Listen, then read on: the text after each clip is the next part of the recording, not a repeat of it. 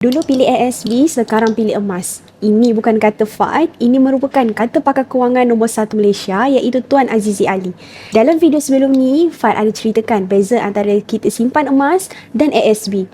Tapi Fad tak cakap sesiapa yang simpan di ASB ni salah. Even Fad sendiri pun buat simpanan dalam ASB. Sebab setiap instrumen kewangan ni ada kelebihan dan ada kekurangan masing-masing. Semuanya kita perlukan untuk kita membina kekayaan. Sama juga dalam proses pembinaan sebuah rumah.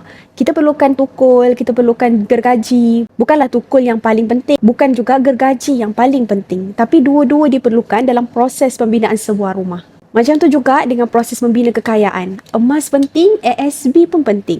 Bergantung kepada objektif kita. Simpanan dekat ASB lebih sesuai untuk simpanan jangka masa yang pendek. Sebab apa? Simpanan kita disimpan dalam bentuk wang fiat.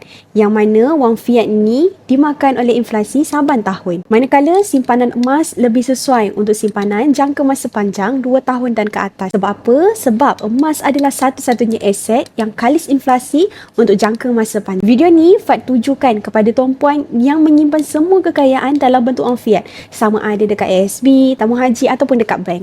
Tuan puan kena alihkan sebahagian daripada kekayaan tuan puan ke dalam aset yang lebih terjamin nilainya iaitu emas.